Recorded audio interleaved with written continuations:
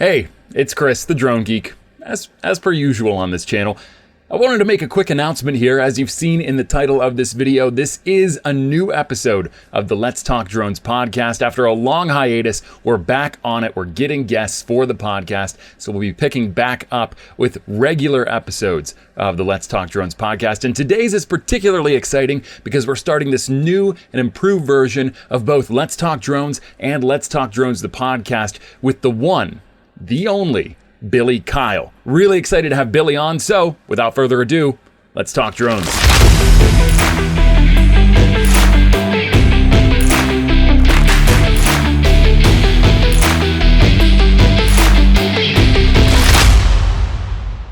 What's up? It's Chris, the Drone Geek, and welcome to another episode and the new revamped version of the Let's Talk Drones podcast. Today, I am joined by two friends, very excited to finally get back into it, especially with these two guys. A face that we know, we're familiar with. Of course, the great Jordan Handwerker. He's got his little pump in there. It's an ugly face, though, man. No, it's not ugly. I like your face. I like it. That's why I bring you back. Man. Can I put it on a pillowcase for you? I don't know if I like it that much. Well, then you don't like it.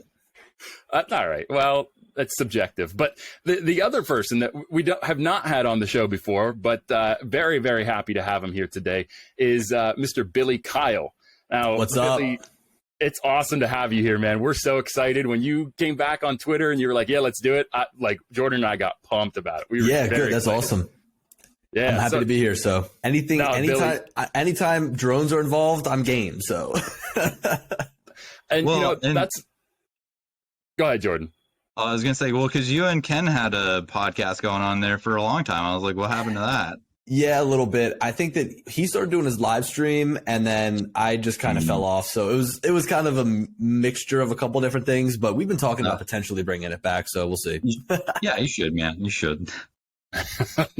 Well, Billy, as for me, like, I started my YouTube channel, I started my drone platforms, and there were a few guys that I really looked to for inspiration. I mean, you guys are the ones that got me excited. And, Ken Herron, of course, Ken from Original Dobo, yourself. I mean, you guys were the big three for me. Can you tell me That's awesome. A little bit? Yeah, I mean, you guys do awesome work. So it's like, thank you. You're the gold standard, man. We try to get to where you're at. But how did you get started? I know there are a lot of people that are like me that look at somebody like you and they're like, man, he's living the dream. Tell us a little bit about your journey. Yeah, so I first purchased a drone back in 2016. It was the Phantom 4. And I was actually graduating high school at the time, which, this is like almost 7 years ago. And when I was coming out, I saved a bunch of money from a pizza job. I was flipping pizzas. And, part of me probably should have saved that money to go to college to spend on food and things that I needed. But instead I spent it all on a drone. And at that time I was still kind of in the period of my life where I needed to ask my parents for permission to make purchases that were like larger than like $100, So I asked them if I could buy this drone with my own money. And they were like, no, they shut me down. And it's funny because my parents are divorced. So I played them against each other. Right. I said, oh, hey mom, Dad doesn't want me to get the drone, but he's going to buy one for his business. And then my mom was like, get the drone. So she was cool with it. And once she gave me the okay, I bought the Phantom 4 from Best Buy using this money that I saved up. And I actually wanted to also build a computer with that money, but I didn't have enough to get the parts that I wanted. So the drone was it. It was on sale. And the reason it was on sale is because the Mavic Pro was about to come out. I didn't know that. So purchased the Phantom 4. And, there was a couple of guys that I was watching their videos to really get into it. Ken Herron being one of them. I mean, he had been posting videos for a while on drones before I got started. And I also watched this guy, Michael. He's got a YouTube channel, Detroit Borg. He does a lot of technology videos, and he actually had a video on the Phantom 4 that I watched, and it got me really psyched. So I was like, yeah, this is what I got to do. I got to spend all my money on this drone. So I did. And immediately I realized I don't really know how to fly it. And there wasn't many people teaching people how to fly it. So I was like, let me learn and then make videos about it, because my first drone video got 300 views. And I was like, man, this is awesome. I got to keep doing this. So I just kind of kept pounding the pavement after that. And the rest is history. And then from there, I had this drone and I thought to myself, I've got to put this thing to work other than just making YouTube videos to try and help pay for it. Because of course, YouTube, even when you have a larger channel, through the ad revenue doesn't pay all that well. So yeah, I had to put it to work, and that's kind of my story. Yeah, I mean, that's good. That sounds like a pretty solid story. Now, you use your drones for other things. I mean, you have a business, correct, based out of the Philadelphia area? Yeah, so it's, it's primarily drones, but it's other photography services too. I mean, I quickly learned that, like, if someone's going to hire you to take photographs of a home for sale, they don't just want the drone photos. They also want like regular photos of the inside of the home and of the grounds and stuff like that. So I quickly realized that even though I wanted to just do drones, people were in need of other services too. Yeah, and I think that's maybe like the number one most overlooked thing when people get into flying drones. They think, I can buy the drone, and then the whole business is going to be based on the drone. And the barrier of entry is just so low that it's like that you can't do that. You have to have something that you use the drone for to actually generate the revenue. Yeah, and there's actually a guy in Philadelphia, Elevated Angles on Instagram, that has basically a drone only company, and he's killing it. I mean, he's doing a really good job. So there is the need for it, but just the people that I was interacting with, I found that there was that necessity to also be using, like a camera on the ground for photography or for video. So combining that was really what helped me take my business to a spot where I could, do that full time, and it wasn't just a side hustle. So, and what I see is, like, when people get into flying drones, no matter if it's just for a hobby or if it's for commercial work or for any reason, the people that come into it that are already photographers will be able to make better use of their drones compared to the people that try to get into the industry that are, say, pilots. Like, they have their private pilot's license and they just think that they're going to get into drone flying and they're going to start this company, or they're going to take these beautiful photos. I find that the people that come from a photography background or video background just seem to have like a better knack for flying the drone and getting better results with it. Yeah, I agree. And Jordan, you sort of have, I mean, a feeling for that. I mean, you've used drones, but you also use photography equipment, video equipment. I mean, tell us a little bit about what you do. It's been a while since we talked to you. I just make video. I mean, although, like, I mean, originally when I first got my first drone, it was like a little,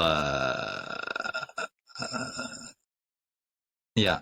So, and then after that one flew away, I went and got a DJI Spark because I was like, you know what? I'm not going to waste money on drones that are just gonna fly away after like a week of me owning them. So then I got super into flying drones once I got that.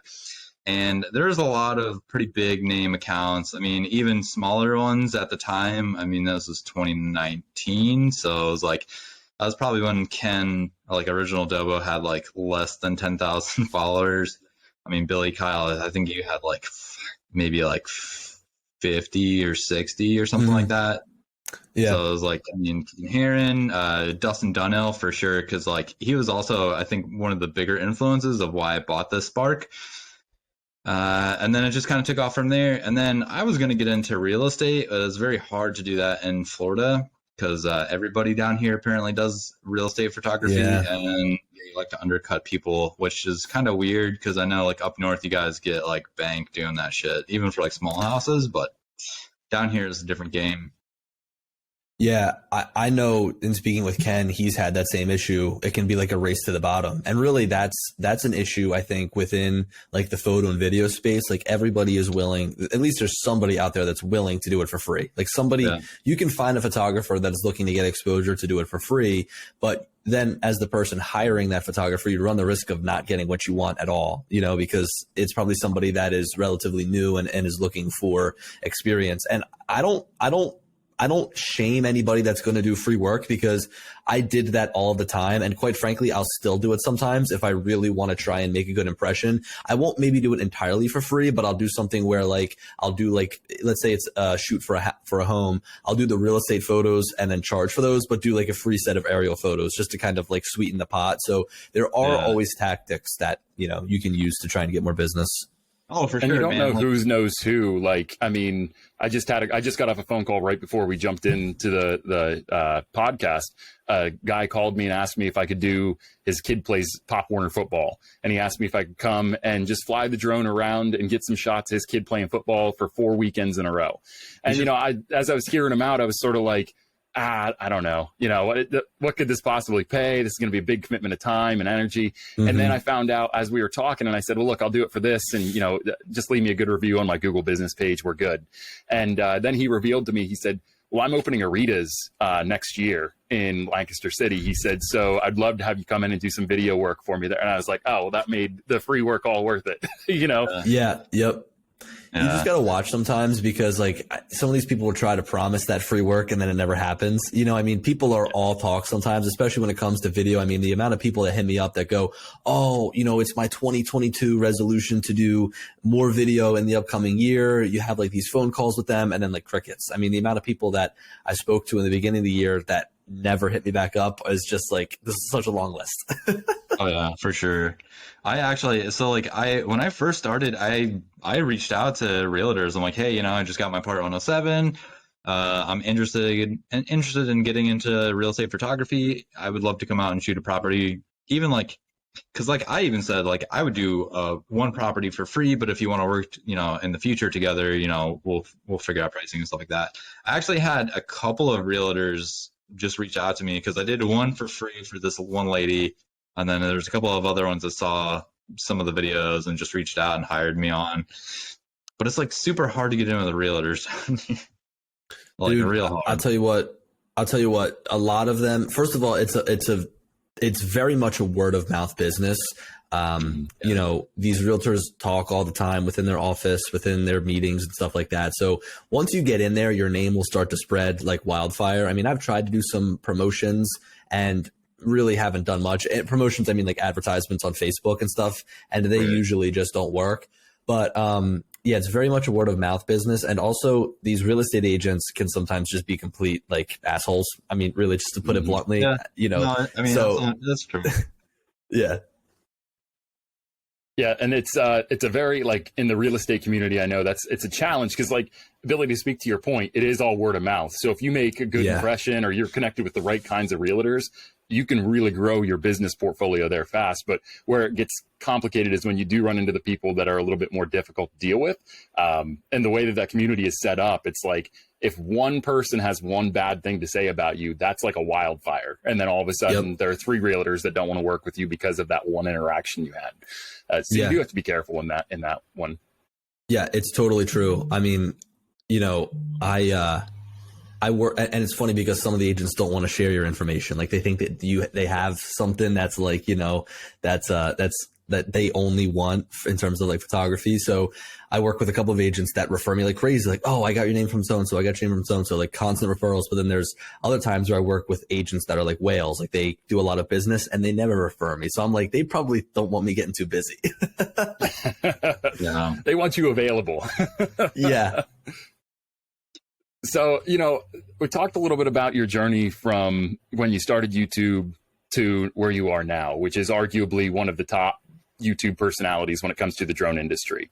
You know, Jordan said something that I have to ask. I know that you really were focused on, I want to get the Phantom 4 with the money that you had from your pizza job.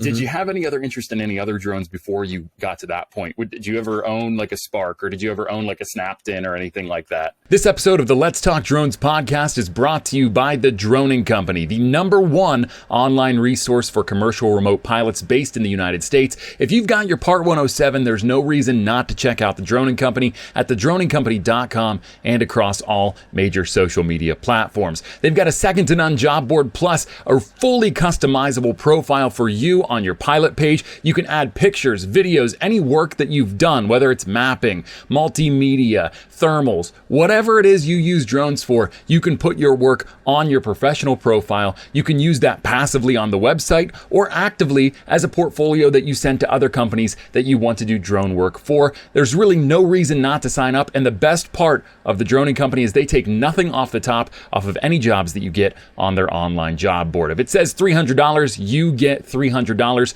no strings attached. Again, check them out online, thedroningcompany.com, and across all major social media platforms.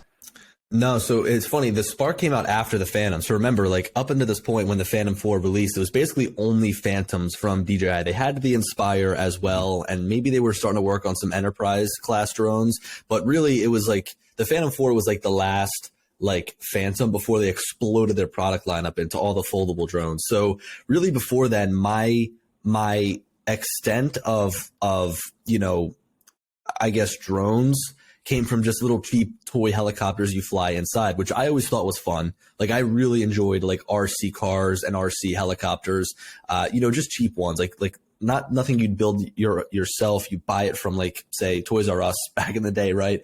So those were the things that I was into when I was younger. And then I also was interested in photography as well, but not to the point where like I owned a camera or anything like that, but just to where whenever I had a camera in my hands, it was always something that I found fun, whether it was, you know, doing stuff with the family, doing stuff, you know, for making stupid little YouTube videos. Like I always had fun creating videos, creating photos. So I kind of blended those together with the drone. And really what sparked my interest in it was my lacrosse coach who purchased a drone to record our practices.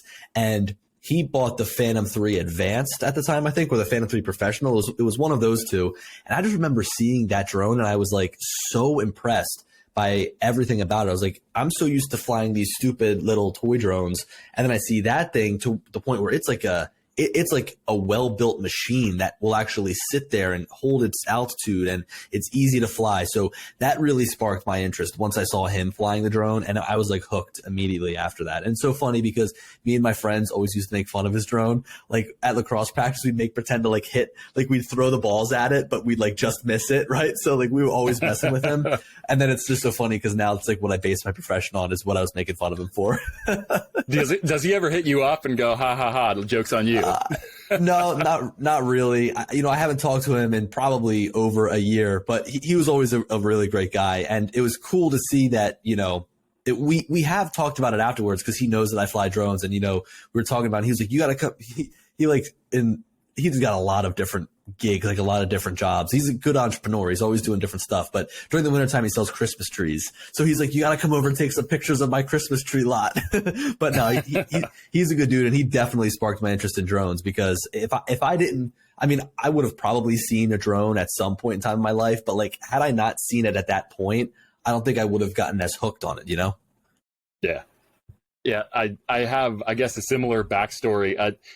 My first exposure with drones was actually I worked at a bank as a marketing director, and the CEO of the bank, who was my direct report boss, he got a drone from the board of directors for a Christmas present. And he was flying it through like the lobby of the corporate headquarters. And so I was just sitting there and, you know, past like just feeling like it was a ridiculous thing to watch happen. This 65-year-old man flying this drone around, laughing like a child. I was like, that is actually kind of cool. You know, that was something that really started to like get the ball rolling for me too. Yeah, it's like once you see it, you become hooked. I mean, the amount of people that like when I'm showing up to a home to photograph it and I fly the drone, they're like, I've thought about one. And they look at it and they go, I'm going to buy one now, because it's just like, I don't think that people understand like the power of them. Like they don't understand like how they work. And like, again, like I said, like how good of a machine it is, right? Like it's not just like a little toy. Like these things are really, really accurate, really precise. And it goes back to my parents when I was trying to, you know, tell them that I, you know, ask them to buy the drone.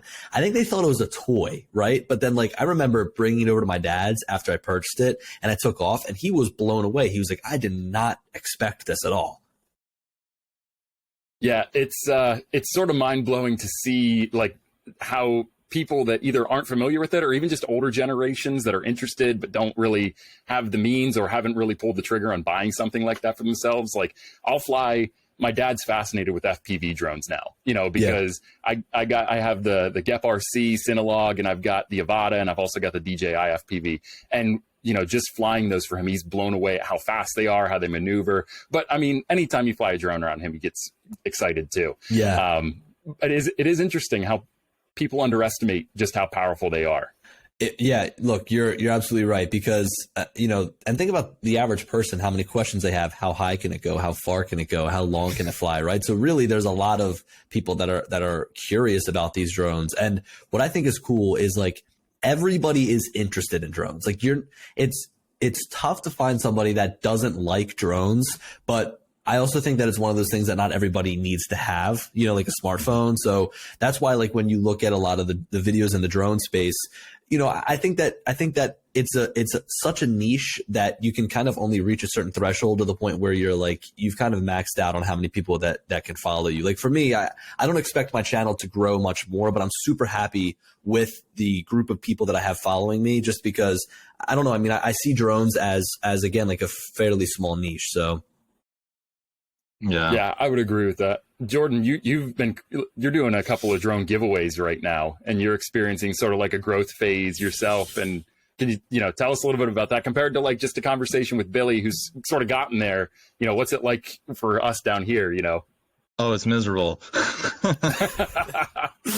Like, I mean, so the first two that I'm giving away are like these little cheap ones.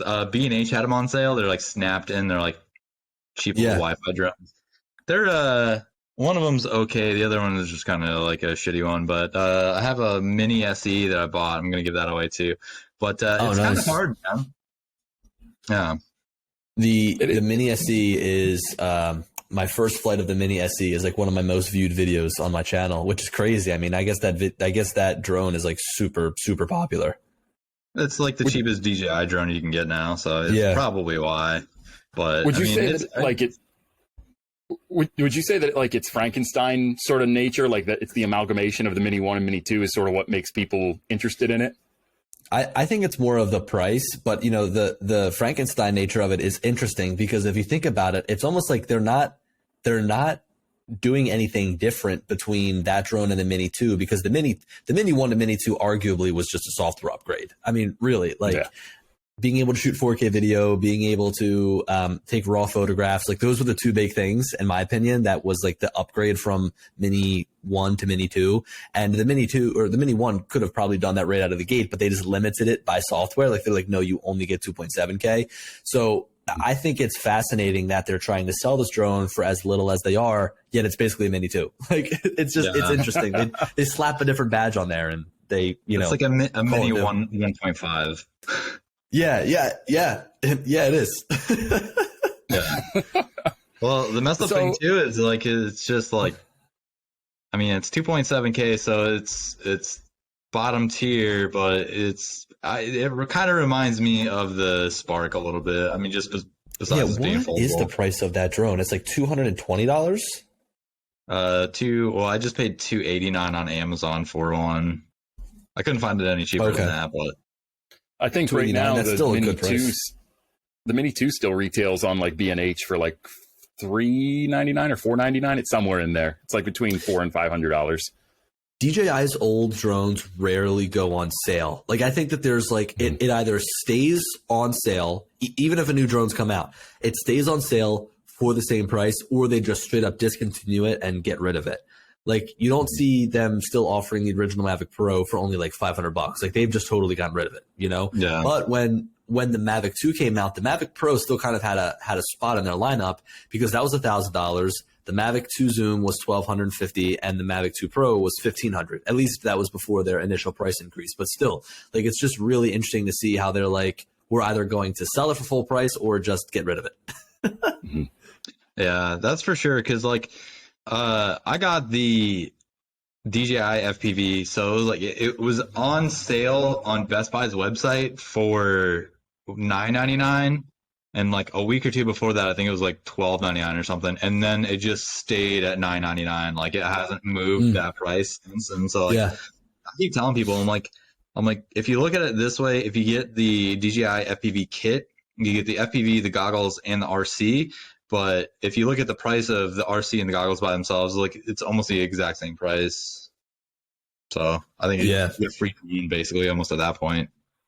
Yeah, I agree. I still think that we've got probably like an FPV drone too in the works, which would be nice, because the FPV drone is a totally different beast than the Avata. Yeah.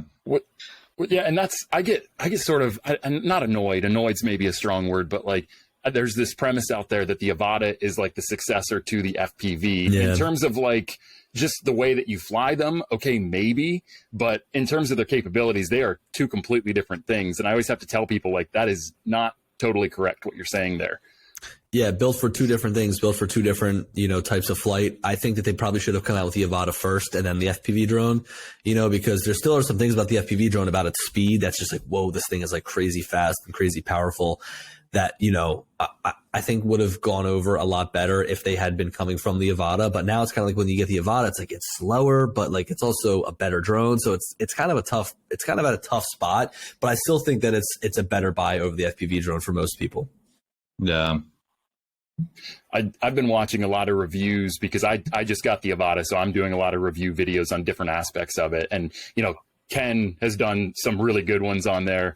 I just saw one today where a guy, didn't even go into manual mode with it. He just did sport and normal mode. But it really is like, at first I was sort of like, oh, that's confusing. Why wouldn't he go over manual mode and talk about how to do that?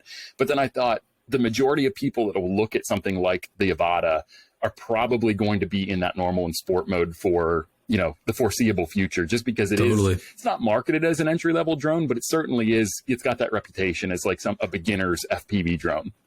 Yeah, I mean, with a Cinewhoop, you're not going to be doing much like freestyle flight, right? Like you're not going to be doing a lot of flips and whatnot. So you're going to be level with the horizon, at least trying to be, cruising around. So at that point in time, it's almost like, why don't they just fly in sport mode or fly in normal mode? I mean, today I was taking some photos and videos of a demo job. Like they were totally demolishing this building, and they actually have it open now to where it's just like kind of like a shell. So there's a bunch of openings, and I was like, I'd be stupid if I didn't fly my Avata through all these little openings and whatnot. And for half the time I was just flying in sport mode, just cruising around, going through the building, because you can fly a Cinewhoop like that and nobody'd be able to tell like, oh, you're flying in sport mode and not manual.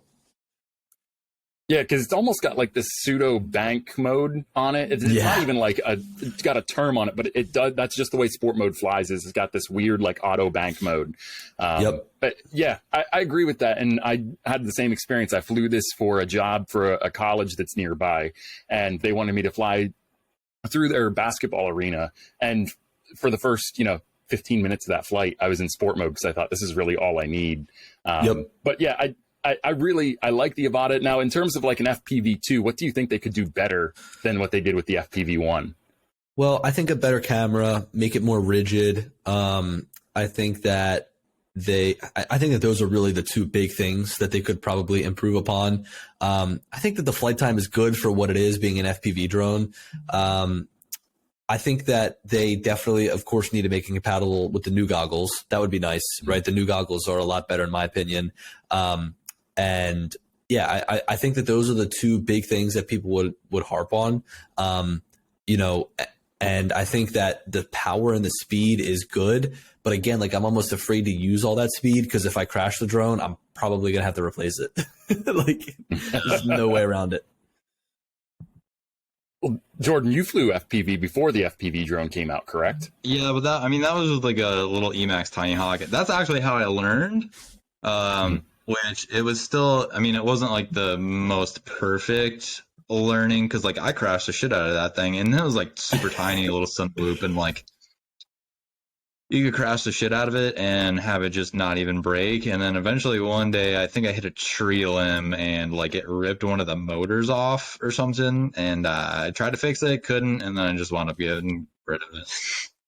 I was like, I am not a fixer of drones, but yeah. See, that's the thing. It's like I love flying FPV, but I just don't want to fix or build or repair or any of that stuff. You know what I mean? Yeah. Like I just want something that I can buy and is ready to go. But I still would prefer something that's like, fairly durable. Like a lot of people are saying DJI FPV carbon frame. Like that'd be beautiful. Well, so originally, like, I was kind of hoping that DJI was going to put something out that would have been modular, like, because the first FPV drone that I had from DJI actually wound up crashing it, and I broke the arm and stuff on it.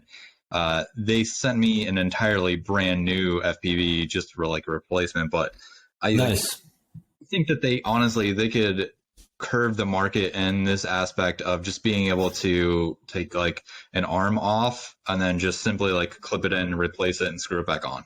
Like, Yep. like Yeah. you could Look, they can make it so easy to the point where like on the body, there's like different modules that fit into certain areas. You know, like here's the GPS module, like fit that in. Here's the camera, just, you know, snap that on the front. And so that if anything does break, you know, you just look at what's been broken and just build it back up and give it a carbon frame so that the frame just basically never dies. Like it's just always going to be good, you know? Yeah.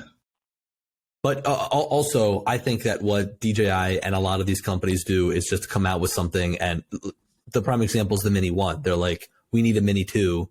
Let's not give it 4K at first. Let's hold it back and then give it 4K later.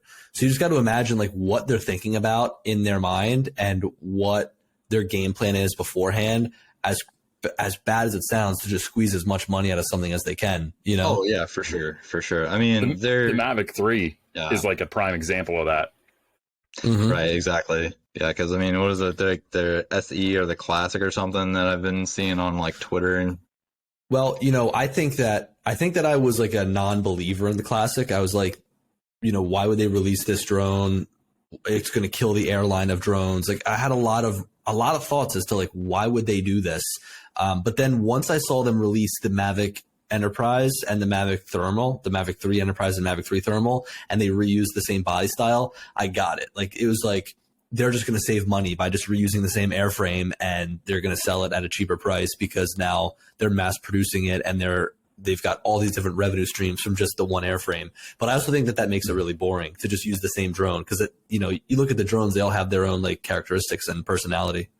yeah, It was so exciting when they came out with the 3 at first, because it's like I'd been flying the Mavic 2 for the longest time, and then seeing the new style of the Mavic 3, I was like, that's really sharp. It almost made like my buyer appeal even higher, like that curbside appeal. I'm like, that's sexy. You know, I want to buy that drone. Yeah. I mean, look at their lineup. It was Spark, Mavic Air, Mavic Pro, Phantom, and Spire. So they all hit a different demographic or different type of pilot person that's going to be flying. And then they also kind of had their own personality. They had their own name, they had their own style, their own colors, their own look. And I really liked that. And then we just kind of got these 3 Mavic drones: Mavic Mini, Mavic Pro, or Mavic Mini, Mavic Air, Mavic Pro, Mavic 3, Mavic 2, whatever, right? So they all kind of went to the same naming style, the same design. And I guess they just found their winning formula. They're like, Mavic is a great name, and we're just going to keep pounding the pavement with it. yeah. Question before we move on. I am curious. I haven't had a chance to get on YouTube yet today. So the Mavic Enterprise, did you get sent a unit that you're doing any reviews on? Yeah, so I dropped a video yesterday on the Mavic 3 Enterprise, which is basically the Mavic 3. It's like the same exact thing. It just has an auxiliary LED on the top. It's got a mounting point at the front for some of the attachments. And it also has a mechanical shutter inside of that camera. So this is going to be like an absolute beast for mapping. So you're going to be able to use this drone. Drone Deploy works with it. I have a beta version of their app on the RC Pro, but that's a huge addition because Drone Deploy has never run on like a third party, remote controller. It's always just been through iOS or Android, but they now have it as a beta app for the Enterprise. And it's just going to be the best mapping drone that you can buy, period. I mean, I've been using the Mavic 2 Pro because it's portable, but now you have the Mavic 3. It's small, it's portable, foldable. You have the RTK module for, increased accuracy when mapping. You have the flight time of 45 minutes, which is insane. The transmission of OcuSync 3, the ability to just use the built-in remote controller and not have to use a phone or tablet. So it has a lot of things going for it. And I don't do much mapping work, but I do have a lot of stockpile measurement jobs that I do, which requires mapping. So basically the drone flies overhead, takes a bunch of photos, stitch them together, and then take the volume measurement. And there's times where there's like a lot and there's 3 piles on each of, each corner of the lot. And what I can now do is have it map all 3 of them probably on one battery. Whereas before I'd have to like do one and then half and then land and then do the next half and then the next one. So that flight time is going to be huge. Oh, absolutely. And in terms of like the difference between the Enterprise and the Thermal, I don't know if you got just the Enterprise or both, or, you know, what are the big, I mean, aside from the thermal camera, what are the big differences between the payloads on those? So it's the same exact drone across the board. It's just a different camera, and the thermal version of the Mavic 3 just has 3 sensors in it. So they don't have a laser rangefinder in it. That's what's found in like the M30 and the H20, the larger drones. So no laser rangefinder, but you do have a wide camera. You've got a zoom camera, and you also have a thermal camera. So the zoom camera is the same exact zoom camera as found on the Mavic 3. So that's exactly the same.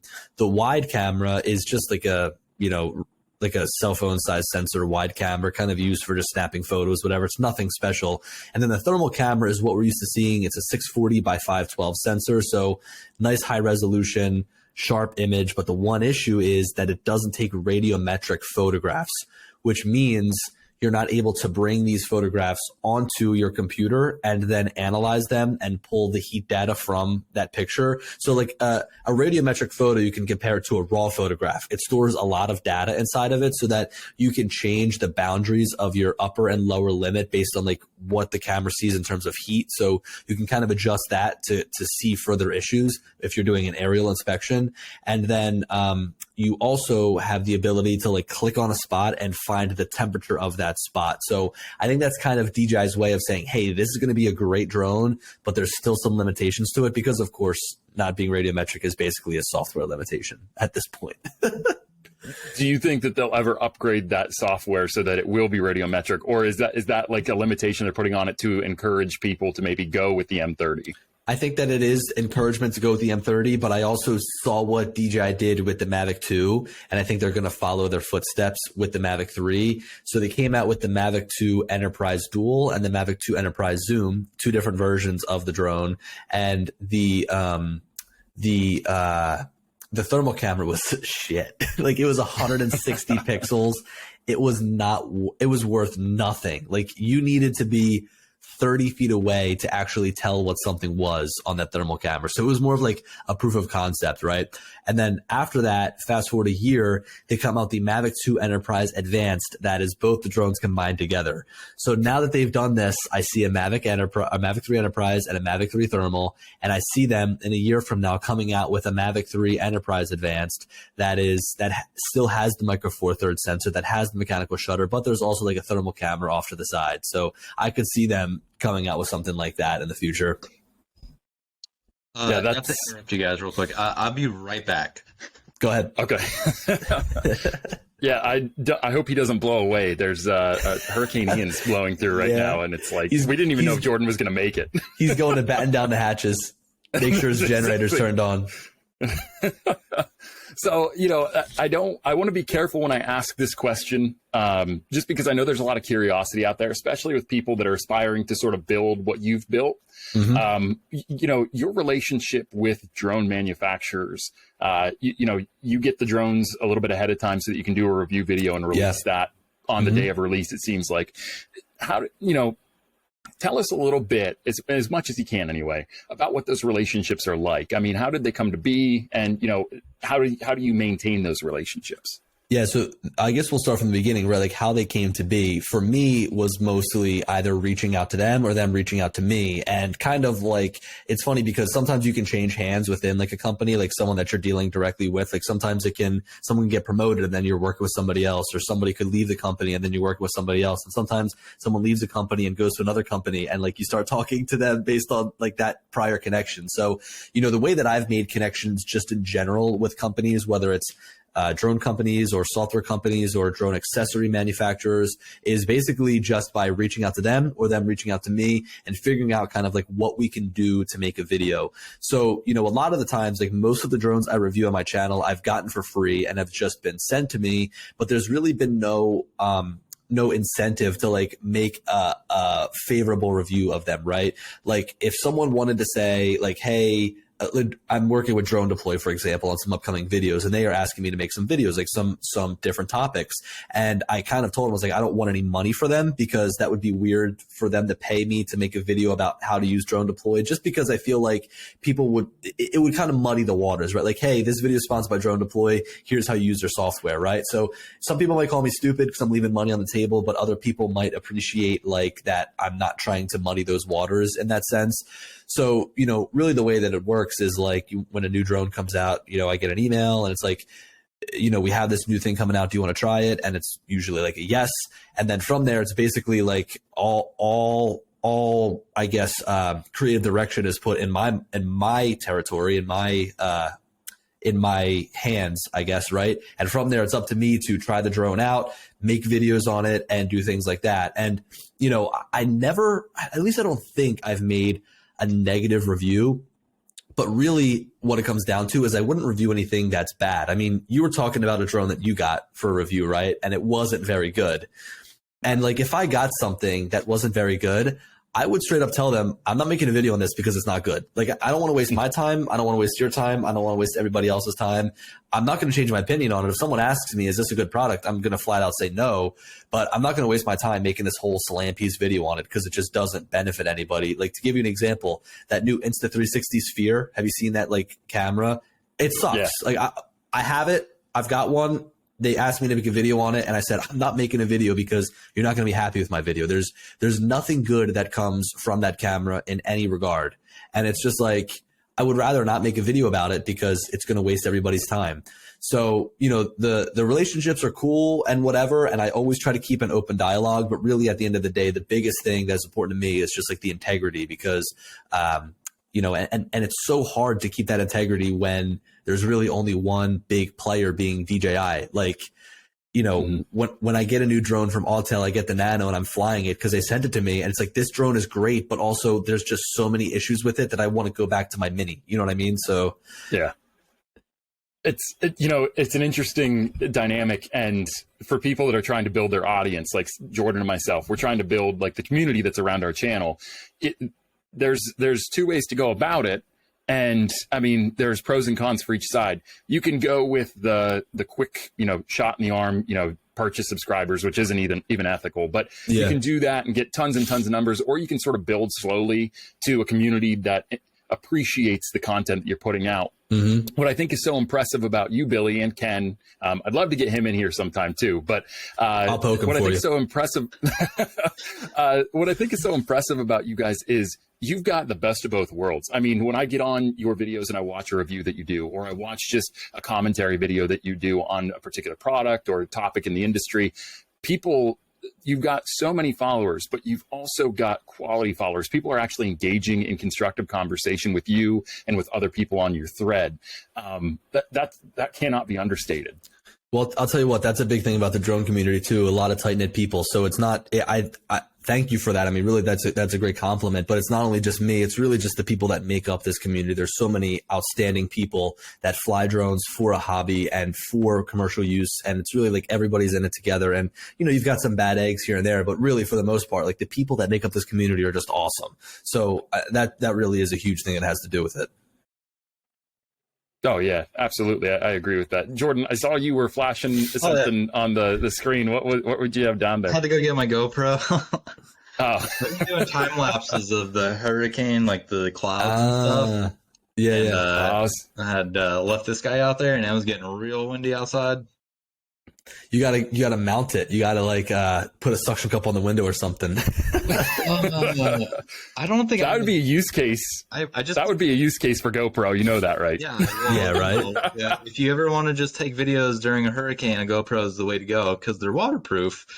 I actually just put this on a crappy tripod because this is a 7, so I wasn't really worried if it blew away. But do you guys know what GoPro Labs is? I've heard it. I don't know what it is though. It's basically like beta software that people at GoPro have made, like GoPro engineers. They make these different like features and whatnot for it, where you can like take advantage of certain aspects of the camera. And like you go to their GoPro Labs website and it has a QR code, and you scan using your GoPro, you scan the QR code and it just like spits out, or it it like restarts your camera and it starts up in like a different function. So you kind of can like enable these different features. So to your point, what's really cool is you can actually enable these cameras to do a long-term time lapse. They call it a construction time lapse, to the point where the camera has, using its internal time, it'll actually turn on, take a photo, and then turn off. And it sits there and off, and then it turns on, takes a photo, and then turns off. And you can specify all of the intervals and stuff like that. So you can have the camera with its internal battery shooting for like 7 days, like up to a full week on a different interval. That's insane, man. I didn't know. I had no idea about that. I'm gonna have to look into that now. So I work with some people like in the construction industry, and they always ask for time lapses, and I've always been trying to look for a good way to do it. And there's a lot of different options, but some of them are just crazy expensive, and others are just so cheap that it's not a good fit. So I was doing all this research, and finally, I had to really dig to find that there was even this feature within GoPro Lapse, and I found it, and I was like, there's no way this is the thing. I was like, I've been doing research for so long. There's no way that it's this easy. And it was. I was like, I can't believe it. So the big thing that you really need to figure out is, if you're going to put it on a job site for months at a time, how do you provide power? Because it's only going to be, shooting for like 7 days ish. Right. So This episode of the Let's Talk Drones podcast is brought to you by The Droning Company, the #1 online resource for commercial remote pilots based in the United States. If you've got your Part 107, there's no reason not to check out The Droning Company at thedroningcompany.com and across all major social media platforms. They've got a second-to-none job board, plus a fully customizable profile for you on your pilot page. You can add pictures, videos, any work that you've done, whether it's mapping, multimedia, thermals, whatever it is you use drones for, you can put your work on your professional profile. You can use that passively on the website or actively as a portfolio that you send to other companies that you want to do drone work for. There's really no reason not to sign up. And the best part of the Droning Company is they take nothing off the top off of any jobs that you get on their online job board. If it says $300, you get $300, no strings attached. Again, check them out online, thedroningcompany.com, and across all major social media platforms. That's pretty crazy. I mean, I guess if it only shoots for like a week, I mean, that's just like your weekly go-to, check it out, replace the battery type of thing. Yeah, do that. Or, usually these job sites have power somehow. So you could just tell like the project manager, like, hey, look, you can unplug the GoPro during the day and leave it unplugged for a couple days, but like over the weekend, just please make sure you just plug it in and, whatever. So not bad.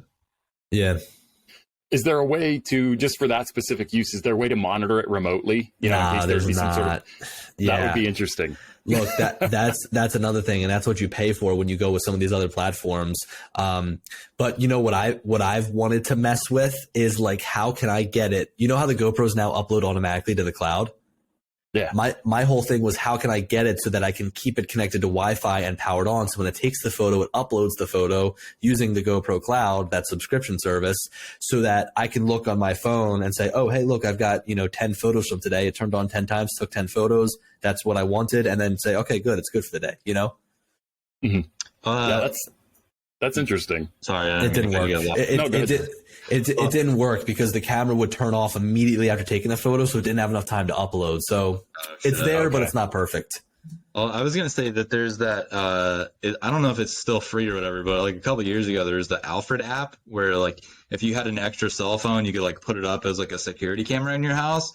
But what it would do is it would log you in through your email, and then it would just connect the two phones together. So you like, if I took this phone on a trip or something, I could still watch that. And so like, I think that's maybe the only way I think you might be able to get to work.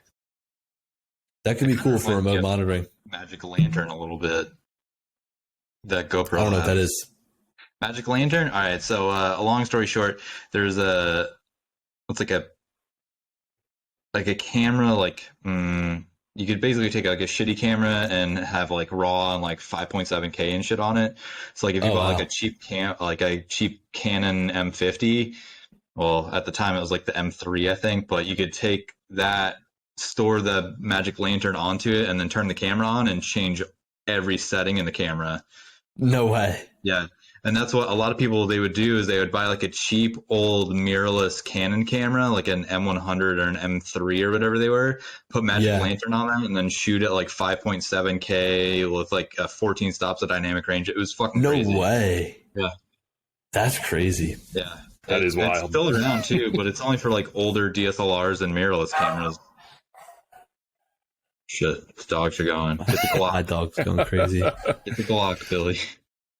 So that's sort of something too that, you know, this is Let's Talk Drones, and of course, Billy, you're associated with the drone community for sure.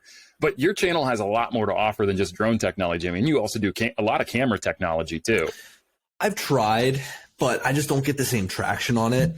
And I think that my whole thing is like, when I look at the return on investment on videos like that, when I try to do other stuff, it's kind of like, I don't know, it's almost not worth the time. Do you know what I mean? Because like, it's not that I'm making much money per video off of ad revenue anyway, but it's just like the amount of interaction and the amount of people that come to the videos. And it's just everything, to the point where you work hard to make this video and you only get like 1,000 views. You know what I mean? Like, yeah. Some of my videos only get like 20.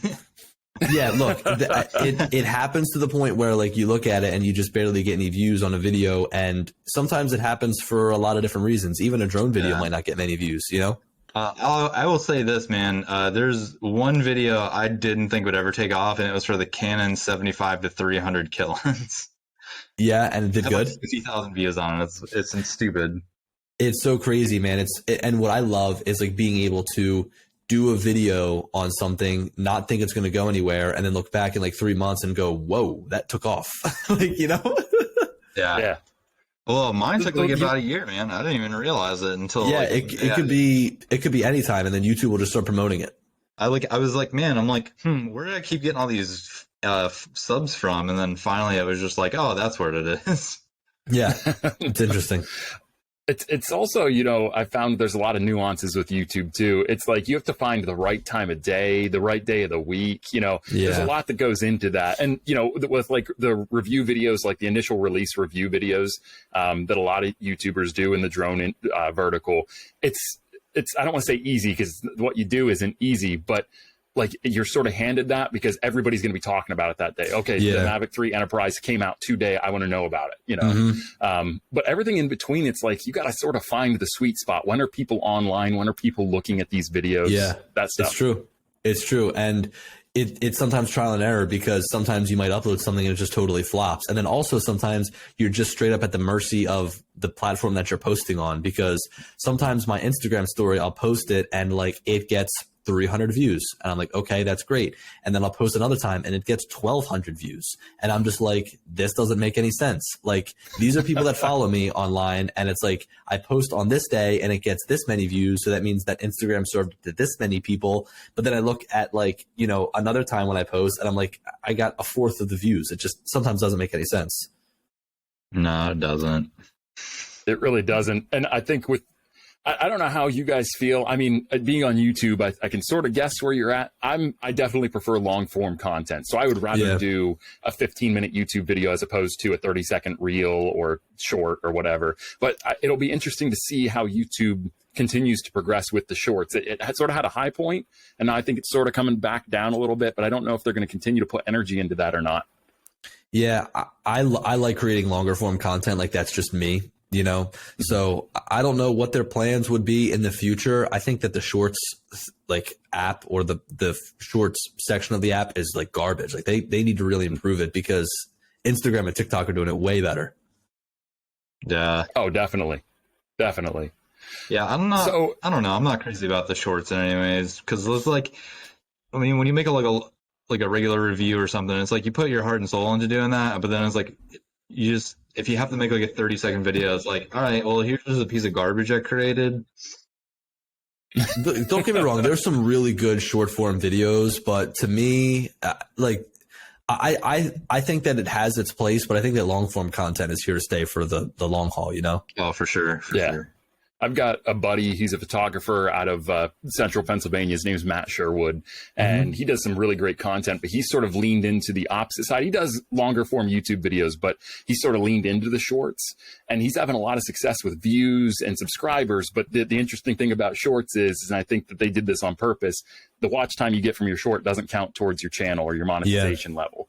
So, you know, and I think the reason they did that is because, yeah, it's only 30 seconds, but if you get 150,000 views on it, well, that's a lot of watch time. That's a lot of watch time. And it's also very interesting. You know, you brought up the fact that there's a lot of genuine interaction within the drone community. And, you know, I think it depends on like what type of videos you're making, but I also think that you can grow a more genuine audience by creating long form content than just the short little quick videos, right? Like those people that are on TikTok that are making the quick little videos, you know, even though they might have X amount of followers. I mean, I've seen videos before where people with 2 million followers on TikTok have a meetup and nobody shows up. You know what I mean? Because like they don't have like genuine fans or genuine followers. So I think that that's something important regardless of what you do. If you're trying to build a brand or a following, you've got to make sure that the people that are coming to your channel, it's like the people that are coming are there for you. You know what I mean? And they're not just there because of that quick one little funny video. And what's a funny statistic to share with people is even though my channel has as many subscribers as it does, I think I'll double check here, but like in the past, I don't know, 28 days, 85% of my views come from non-subscribed channels. Yeah. Crazy, right? That's a constant battle. And I mean, even outside of the drone vertical, you look at people like Cinnamon Toast Ken and PewDiePie and Markiplier, those guys that are like sort of the platinum standard YouTubers, they face the same battle all the time. It's like it's a disproportionate amount of people are not subscribed to their channel. Well, yeah, also, I don't know if you guys have the new YouTube studio. It's pretty nice. I just got it. It's nice. Not bad. Sorry, go ahead. Yeah, no, it is nice. I like the layout. And I'm looking here, not subscribed YouTube channels, 85% over the last 28 days.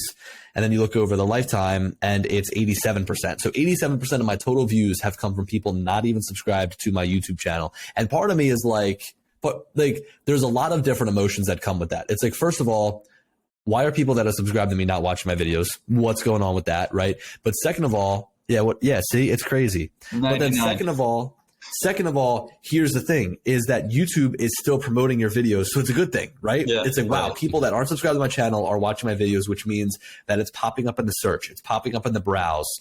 People are sharing it with others that aren't subscribed to the channel. So I look at it as like a blessing and a curse, but honestly, probably it's more of a good thing than a bad thing. Because if I had 95% of people that were subscribed, I'd be like, man, people aren't finding my channel. Right. Yeah, exactly. That's fair. Yeah, that's very true. And you know, it's go ahead. No, you go. Just to finish that part up. I mean, I think that it's based on the type of content you make. I mean, I make tutorial videos, so I think that people have a question. They're like, how do I do this? And then they find it, they go, okay, thanks. And then they log off. So I think that there's a lot of people that come to my channel for that and don't subscribe and stick around because they need to know how to do that one thing. And my video shows them and they're like, all right, thanks. And then they go. And then they go do their thing. Yeah. Well, it's like, how many views do you think I would get if I flew a drone into my balls? Probably a lot. No, I think that's a place where shorts sort of has a home, is those quick like how-tos, because there are some people that are really good at it. You can do like I'm going to show you how to do this one thing. Somebody that's really good at it, not all of his videos are this way, but Bardwell is super good at that. Like if you've got a specific question about an FPV build, like he has videos on that, or at least he has it chaptered out so that you can find that exact point in the video. But I think shorts are good for that, because if you have a quick like, hey, what do I do to set up my Mavic Air, to update it to the latest firmware, you can do that in 30 seconds. That doesn't require like a 20-minute video, That's true, but also shorts aren't as searchable, So like that's true. That's the one issue. Like shorts are more of like, I'm going to look at this in the moment right now, share it with some friends, and I'm going to forget about it for the rest of my life type of thing. You know what I mean? Like it's hard. That's true. YouTube does have a search function with shorts, but still, again, it's not as easy to find a short as it is to find like a regular video. So it's kind of difficult. But I think it's funny. I bought a second Avata because I lost my first one when I was out in Vegas, and I lost heard it. about that. I lost it, and then I found it, and I lost it again, and then I found it again. But the second time I lost it, I thought it was gone for good, so I ordered another one like immediately. I was like, I want this to come as soon as possible, and then I found it, and I forgot to cancel it, and it showed up on my doorstep. So I'm like, well, you know what? It wouldn't be bad to have a second one of these because now I can really push it, and if I lose one, at least I've got a backup.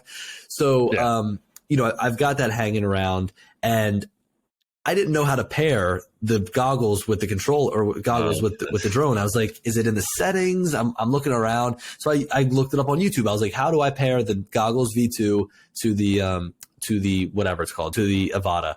I watched a 7-minute video, and it wasn't until 4 minutes in that he said that there was a button in the middle of the goggles. And it's like, I skipped ahead to that part, so I wasn't there for 4 minutes, but I'm just like, you know, I would hate for any poor soul who had to watch this entire video to just figure out there was a button. I could have made that video in 5 seconds. Hey, you want to pair your V2 goggles to the Avata? Click this button.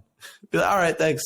It was great. Thank you. Yeah, there's like a balance. And yeah, I mean, when you're going through in a complete review, people are willing to sit down and watch a 15, 20-minute video, even longer sometimes. But if you're doing, a quick how-to, people have got about 3 minutes of patience. Get me in and out. Like, you don't have to add this fluff. Like, he's talking about the history of FPV drones and stuff. And I'm like, bro, I just want to know how to connect this thing. You told me in your title you're going to tell me how to connect it. Just tell me how to connect it. Yeah, that's the thing. I think it's a lesson you learn like later on, like the difference between the types of content you want to produce. Mm-hmm. Yeah, I'm still real bad at that because like I've noticed 2 or 3 minutes into the video, I'm like, fuck, man. I'm like, I really got to just get to the fucking points already. Yeah. Well, you know, on the topic of the pairing of the goggles with the Avata, I would say the only negative experience I've had with that, I'm looking at it, it's like staring at me from across the room. The only negative experience I've had with that is in the pairing. There was a big up with DJI with the goggles, like switching between the Avata and the FPV and then the air unit. Yeah. That's a lot easier than it ever has been. Yep. But I wish that you could like create a profile within the goggles. So it's like you just select the profile and then it's ready to pair. You know, you don't have to power it on, power it off. That would be really great. You know, the connection between DJI peripherals and their drones is just a complete nightmare because like I have one RC-N1 controller that's just like out, and I switch that between my Air 2, my Air 2S, my Mini 2. Sometimes I connect to my Mavic 3 because I need to do a screen recording and I want to use my iPhone. So I have this like one RC-N1 controller that is just like the community controller and connects to all my drones.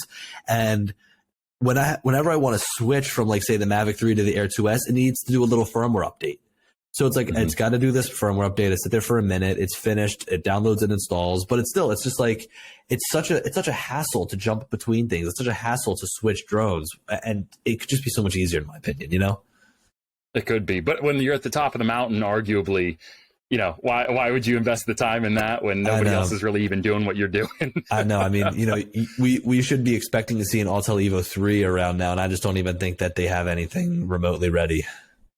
They've been going through a lot of internal changes, I think, with personnel and stuff like that. And I don't know how that's going to affect production, but I do love Autel. Like I've flown the Evo Lite Plus. That's a fantastic drone. The Evo is nice, or the Lite is nice. Yeah, I think that's the closest thing out there to like the Air 2S. I mean, it really does rival it. I don't want to say it's better or worse, but it definitely rivals it. I totally agree. Yeah. So, well, we are running down on time here. I don't want to take up too much of your time tonight, Billy, but I do want to ask you just one more question here. Yeah. You know, if you were talking to somebody that's just getting started, they want to do what you're doing. They want to become somebody that's, you know, very knowledgeable, influential within the drone industry. You know, what would be your advice as they start that journey? If you could go back and change anything that you did, or just like really support, like, hey, I did this and it worked for me. You know, what would that be? I would say don't be afraid to be yourself on the camera, and just don't be afraid to be on camera. That's number one. And number two is continue to grind, continue to post, and continue to be consistent. So to kind of elaborate on that, you know, I'm kind of going through it right now because I'm trying to start a second channel about electric vehicles. and it's tough because I've got like 100 subs and I'm barely getting any videos or any views per video. But I know that like I had to go through that grind of having no subscribers on the channel to start something and to rise to a position where, you know, you have a larger channel and you can bring in that audience and bring in those views because people know who you are and people are like, well, hey, I've seen his other videos, so his next video is going to be good, right? So you always want to be consistent because you never know when you're going to start to see that balloon up. And really you can compare it to like lifting weights or working out, you know, like you could run like 3 times, but you're not going to see direct results. But if you just continue to run for a month and 2 months, you're going to say, whoa, wait, hey, I'm feeling really good and I'm in shape, right? So the same thing is like true with YouTube videos. It's like if you have an idea and if you are trying to execute it as perfectly as possible, I understand that, you know, there's people that are perfectionists out there. I myself am one of them, but you've got to understand that like, as long as you can just be consistent and provide some sort of worth with your videos and someone out there enjoys them, that's enough to just continue to go. So consistency is huge. And also like being afraid to be on camera, that's something that I dealt with in the beginning. And still sometimes like, if I'm in a busy parking lot, I don't want to talk to the camera because I'm like a little bit afraid. Like I was shooting a video on my Tesla today for my electric vehicle channel. And I was at the Tesla charger talking about this new adapter and it was filled. There was like 6 other people there standing right behind me. And I was like, I'm just going to shoot it. I'm just going to film it. I really don't care what these people think of me. So being able to have that good camera presence is really what's going to make people want to come back. And I think that both of you guys really have it. I mean, looking through your videos, you both know how to look at the camera, you know how to command the video, you know how to direct the video, you know how to keep people wanting to come back. And that's all, you know, prevalent when you just watch somebody who is good on camera. And I think that that's going to really be able to take someone far. But and I'm almost conflicting myself, don't make that an excuse to not post videos like, hey, I'm not going to be consistent because I'm not good on camera. If you can combine those 2 things, being good on camera and being consistent, you'll become an unstoppable force. Oh yeah, like if I don't have a advice. video lined up, I just make whatever I can just to put it out there, just to like have content. Yeah, and look, sometimes. Go ahead. Oh, did you get to drive that Lamborghini by any chance? No, I didn't, but that thing was sweet, right? No. That's some dude that lives in my apartment complex. I'm just like, nice, dude. You got a Lambo. Sweet. Wonder what you do for a living. Yeah, right. But, yeah, no, and you're right. Now I'm in a position where I'd almost sometimes rather wait a week to like post something that's really, really good. But sometimes I'm also in that mindset where I'm like, oh, I haven't posted in so long. Like I just need to do something that I'm able to post. So there's a lot of different ways to go about it. But really at the end of the day, just do whatever you think is going to be right. And you're going to end up coming out on the top, you know, towards the end if you just continue to stick with it. Yeah, that's solid advice. Yeah, now, sure. A lot of people watching this are going to probably either already be following you or be aware of your channels, but I just want to give you the opportunity to run down social media, even your EV channel. I'd love to, you know, get that out there. Yeah, so pretty much it's just my name, Billy Kyle, which I've been fortunate enough to choose that name because I didn't pinhole myself into like calling myself a drone channel. So if I do want to pivot, I can in the future. Who knows, whatever. But you know, it's nice to kind of have that because it's like you're building your own personal brand. So yeah, just look for Billy Kyle. That's my name pretty much on all the platforms. It's just a picture of my ugly mug, so you'll be able to find me. And then my Tesla channel is also super simple. It's just my first name, just Billy. So and that's not really searchable right now, but I've been trying to like cross-pollinate with my channel over onto there to kind of ignite that algorithm. And that's another thing too, is like when you first start, something that's huge is sharing out your videos. I mean, I credit Reddit to a lot of the first views that I got on my channel because what I would do is like I would see some people talking about a topic and I'd jump in on Reddit and say, hey, look, you know, here's my thoughts on that topic. And it was my YouTube video. So people would come and watch my video. And once YouTube was like, hey, there's a lot of views coming to this channel, they would then start to promote the videos more. So I would say share your videos. When I first started, I remember like I'd upload a video and I'd send it to my mom, my dad, my cousin, my girlfriend, my roommates, like everybody like, yo, like this video and like watch it halfway through because it just helps. It helps propel that algorithm. So share the video as much as possible because that's really going to help. Yeah. Yeah. Jordan, what about you? Well, I know that you've already shared on our platform, but I want to give you an opportunity too. Where can people find you? At my house. If it doesn't blow away tonight, right? Oh, yeah, for sure. No, all right. So Instagram, Twitter, and Vero, as well as YouTube. It should all just be my name as well.